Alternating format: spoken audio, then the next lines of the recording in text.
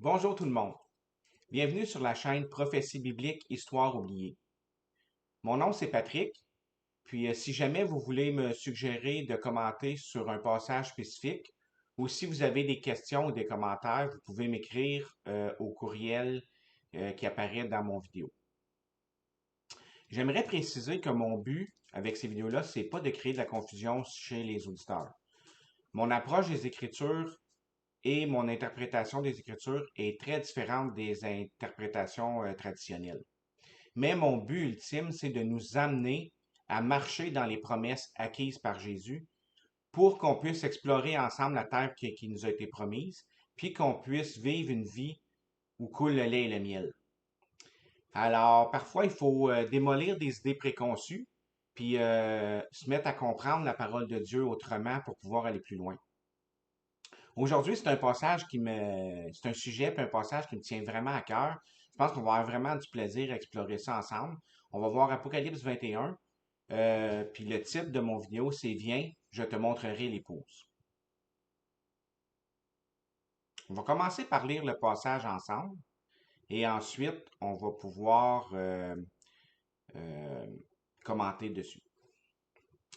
On va commencer au verset 1. Et je vis un nouveau ciel et une nouvelle terre, car le premier ciel et la première terre avaient disparu, et la mer n'était plus.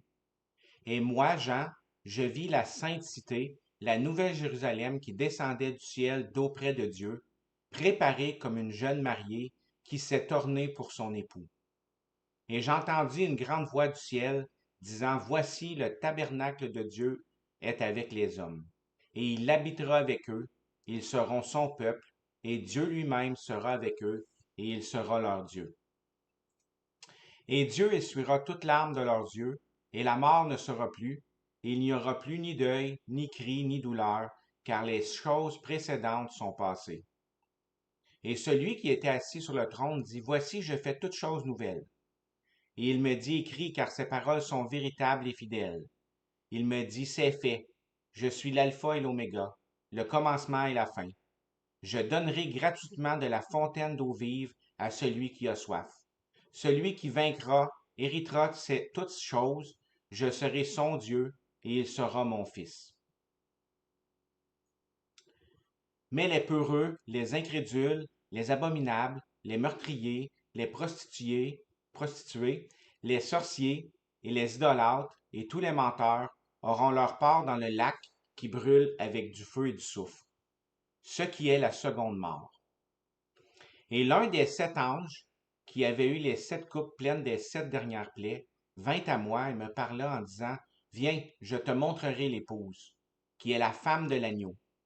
Et il me transporta en esprit sur une grande et haute montagne, et il me montra la grande cité, la sainte Jérusalem qui descendait du ciel, venant de Dieu, ayant la gloire de Dieu. Et le reste du chapitre, il va commencer à décrire euh, par toutes sortes de symboles à quoi ressemble cette cité-là. Juste pour faire un petit récapitulatif de ce qu'on a parlé, au verset 1, de ce qu'on a lu, c'est-à-dire au verset 1, Jean voit un nouveau ciel et une nouvelle terre. Il voit la sainte, la nouvelle Jérusalem qui descend du ciel, ornée pour son époux.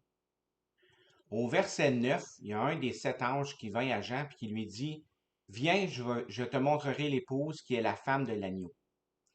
Et encore une fois, que Jean voit lorsque l'ange lui montre l'épouse, c'est la grande cité, la sainte Jérusalem qui descend du ciel venant de Dieu, puis elle a la gloire de Dieu avec elle. Sans rien ajouter au texte, si on se pose la question qui est l'épouse, on n'a pas le choix de répondre que l'épouse, c'est la nouvelle Jérusalem. Il y en a plusieurs qui vont commenter, dire c'est l'Église, ils vont donner toutes sortes de définitions. Mais si on prend le texte pour qu'est-ce qu'il dit, lorsque Jean se fait montrer la femme de l'agneau, il dit pas qu'il voit l'Église ou qu'il voit la cohorte des saints ou qu'il voit rien de ça. Ce qu'il dit, c'est qu'il voit la nouvelle Jérusalem qui descend du ciel et qui est parée puis ornée pour son époux. Ça, on va commencer avec ce principe-là de base. Mais la Nouvelle Jérusalem, c'est le type de quoi? c'est le symbole de quoi? Qu'est-ce qu'elle représente, la Nouvelle Jérusalem? La Bible répond elle-même à cette question-là. On va lire ensemble un passage on va le lire en entier, on va le commenter par la suite. Puis, à la fin du vidéo, on va revenir à Apocalypse 21, puis on va décortiquer ce qu'on vient de lire. On va aller dans Galates 4, 22. Car il est écrit qu'Abraham eut deux fils, l'un de l'esclave et l'autre de la femme libre. Mais celui de l'esclave naquit selon la chair, et celui de la femme libre naquit en vertu de la promesse. Ces choses sont allégoriques, car celles-ci sont deux alliances. L'une du mont Sinaï qui enfante des enfants, et des esclaves, et c'est Agar. Car Agar signifie le mont Sinaï en Arabie, et elle correspond à la Jérusalem d'à présent, qui est en effet esclave avec ses enfants. Mais la Jérusalem d'en haut est libre, et c'est elle qui est la mère de nous tous. Car il est écrit, réjouis-toi, stérile, toi qui n'enfantais point, éclate et pousse des cris, toi qui n'as pas été en travail d'enfant, car les enfants de la délaissée sont plus nombreux que ceux de la femme qui a un mari. Pour nous, frères, nous sommes les enfants de la promesse, de même qu'Isaac.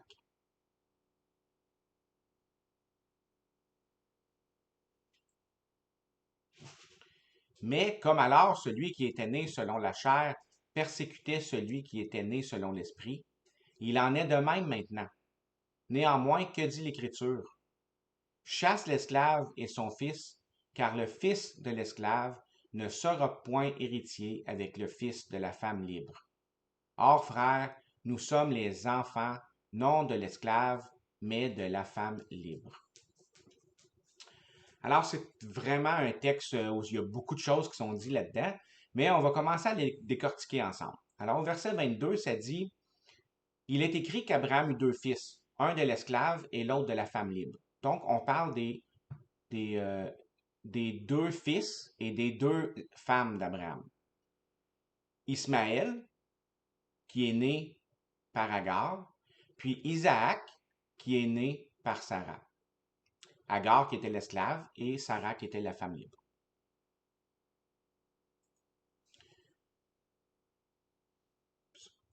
Un peu vite. Mais celui de l'esclave naquit selon la chair, et celui de la femme libre naquit en vertu de la promesse. Donc, on va le voir un peu plus loin, ça va découler, mais le peuple d'Israël, c'est l'esclave qui était né selon la chair. Puis, le Fils qui est né de la femme libre, en vertu de la promesse, c'est Christ. Et nous sommes son corps, mais c'est Christ. Galates 3,16 nous dit que les promesses qui ont été données à la semence d'Abraham sont en fait données à Christ. C'était Christ la semence d'Abraham. Donc, c'était lui à qui les promesses ont été données. C'est lui l'enfant de la promesse. C'est Christ. Maintenant, Paul commence à expliquer que ces choses-là sont allégoriques. Ce sont des symboles. Ces femmes-là sont des symboles. Elles représentent quelque chose. Car celles-ci sont quoi? Elles sont deux alliances. L'une, c'est le mont Sinaï, qui enfante des esclaves. Et c'est Agar. Ça, c'est la première épouse. C'est l'alliance mosaïque. C'est l'ancienne alliance. Car Agar signifie le mont Sinaï en Arabie, et elle correspond, Agar correspond à la Jérusalem d'à présent, qui est en effet esclave avec ses enfants. Donc, la Jérusalem qui existait à l'époque de Paul, c'était une représentation de l'ancienne alliance. C'est en elle que s'élevait le temple, c'est en elle qu'avaient lieu tous les services qui avaient rapport avec les sacrifices, les holocaustes. C'est là que les fêtes, les rites de l'ancienne alliance sont célébrés, c'est dans l'ancienne Jérusalem, la Jérusalem terrestre, et c'est dans le temple terrestre. Puis cette ville-là est en attente d'être détruite. Elle va être détruite en 70 après Jésus-Christ. Mais à l'époque de Paul, elle est encore là. Puis Paul, il dit, la, la, la première femme d'Abraham, elle est représentée par la Jérusalem d'à présent. Mais la Jérusalem d'en haut est libre. C'est elle qui est la mère de nous tous.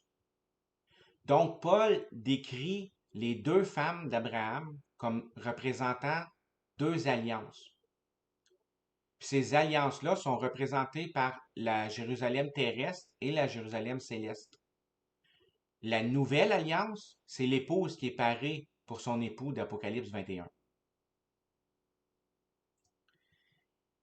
Car il est écrit, réjouis-toi stérile, toi qui n'enfantais point, éclate et pousse des cris, toi qui n'as pas été en travail d'enfant. Les enfants de cette alliance-là ne sont pas des enfants de naissance, comme les Juifs héritaient de l'ancienne alliance par droit de naissance. S'ils étaient nés d'Abraham, s'ils étaient juifs, ils étaient automatiquement participants à l'ancienne alliance. Mais nous, les enfants de la nouvelle alliance, ils ne sont pas par naissance. On est des enfants d'adoption. On reçoit cette alliance-là par adoption. On est co-héritier de Christ. Et là, Paul dit, les enfants de la délaissée sont plus nombreux que ceux de la femme qui a un mari. Pour nous, frères, nous sommes les enfants de la promesse, de même qu'Isaac, de même que Christ.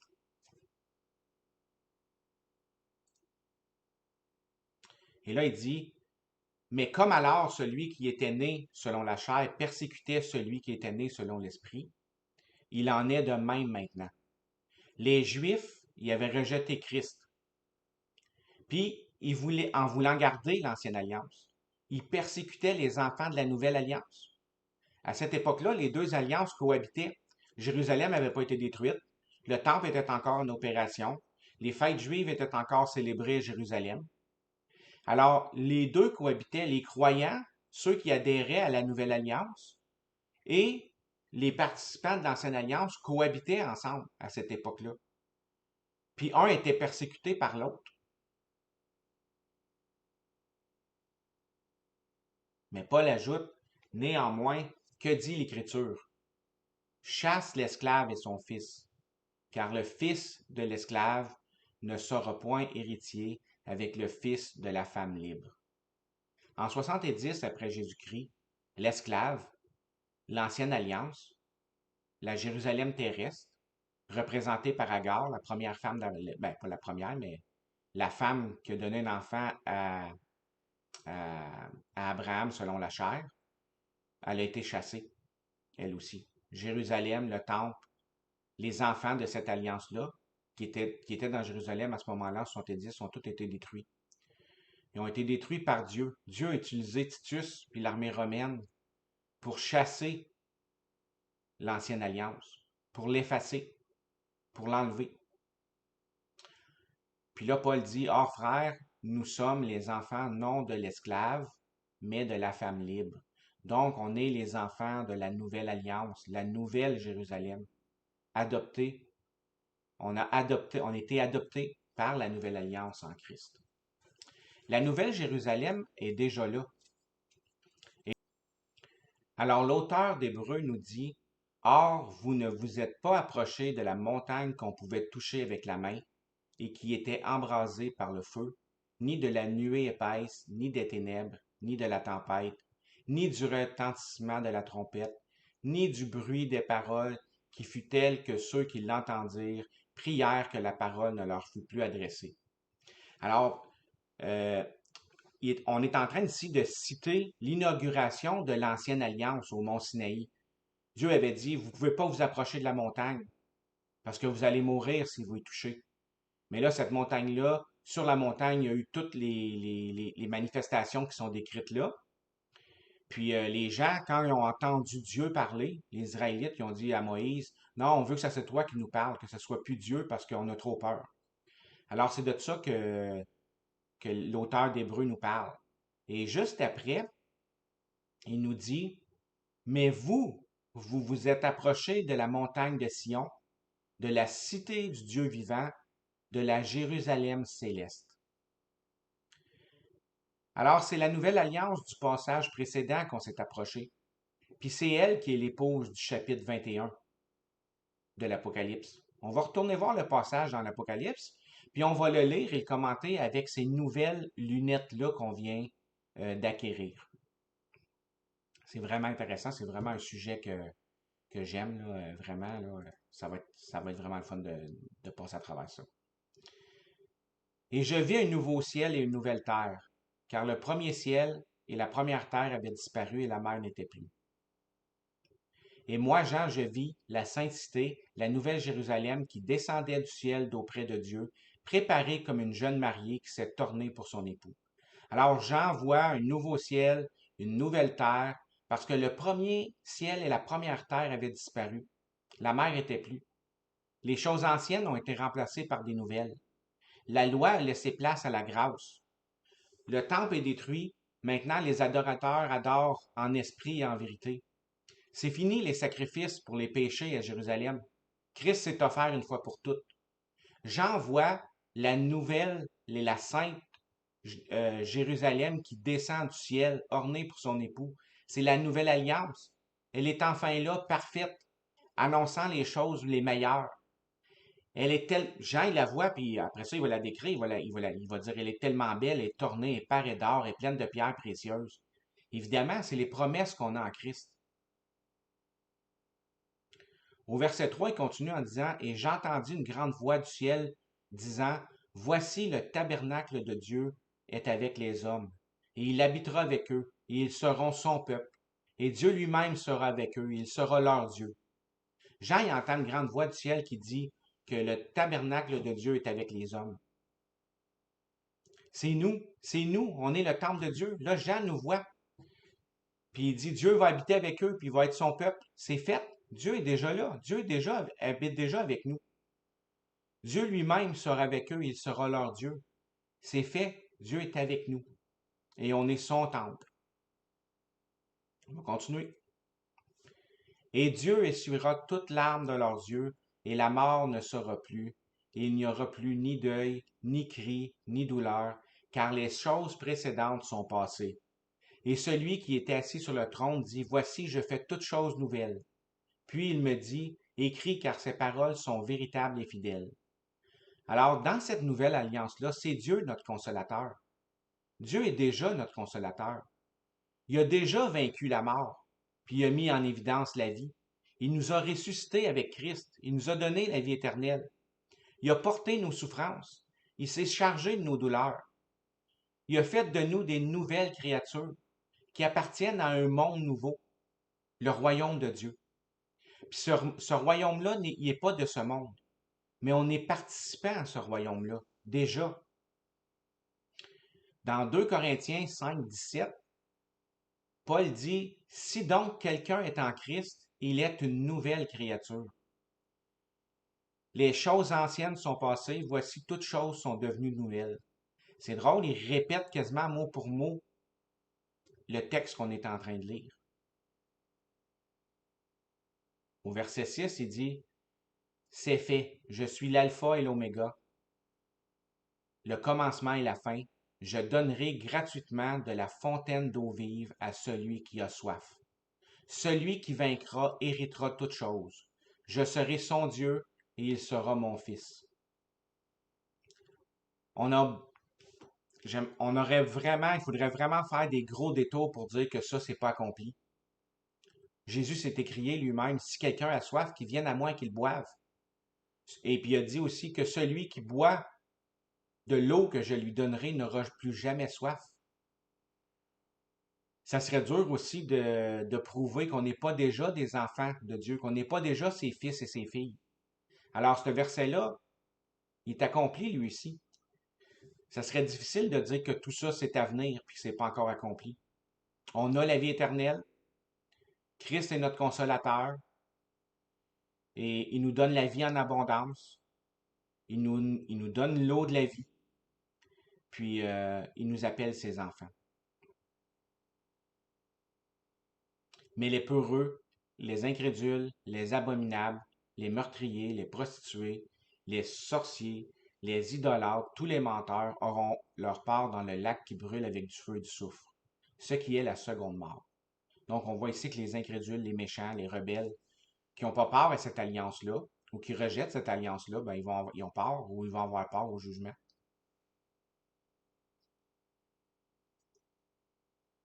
Et là, il dit, c'est là qu'on voit l'ange qui vient. Et il dit, viens, je te montrerai l'épouse, qui est la femme de l'agneau.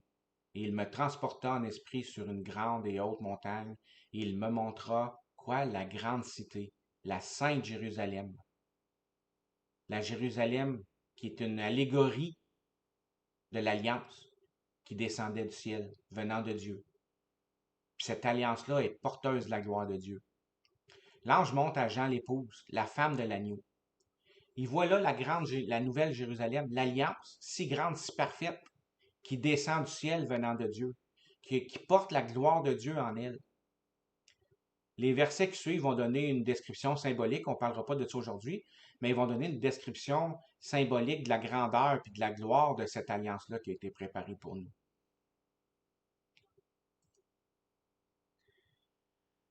Alors, en conclusion, j'ai pas vraiment de mots à rajouter. C'est tellement beau. Je voudrais vous encourager à vous approcher de cette alliance-là. Explorez-la. Héritez ses promesses. Marchez dans cette alliance-là sans crainte. Marchez en elle triomphant. Laissez Dieu vous consoler. Guérir vos corps, vos cœurs. Reposez-vous en lui. Remettez-lui vos craintes. Abreuvez-vous de son eau vive. Approchez-vous de cette alliance-là. Devenez ses enfants. Ouais, merci Seigneur pour ton œuvre. Merci de nous réconcilier avec toi. Ton œuvre est tellement grande et tellement parfaite. C'est tellement magnifique ce que tu fais, Seigneur. Et on te remercie pour ces beaux passages. Et je vous laisse là-dessus pour méditer toutes ces choses-là. Je sais que c'est pas un point de vue conventionnel. Peut-être qu'il y en a qui vont être tout plein d'objections à ce que je viens de partager, mais ces choses-là sont tellement grandes. Laissez-vous l'opportunité de les découvrir. La prochaine vidéo, on va aller voir dans Daniel 7, le Fils de l'homme venant sur les nuées. Alors, je vous remercie d'avoir été là et on se voit bientôt et soyez bénis. Méditez sur ces passages-là, c'est vraiment beau, c'est vraiment bénissant et ça nous fait tellement entrer dans la grandeur du royaume de Dieu. Je suis content de partager ça avec vous. Passez une bonne fin de journée. Bye.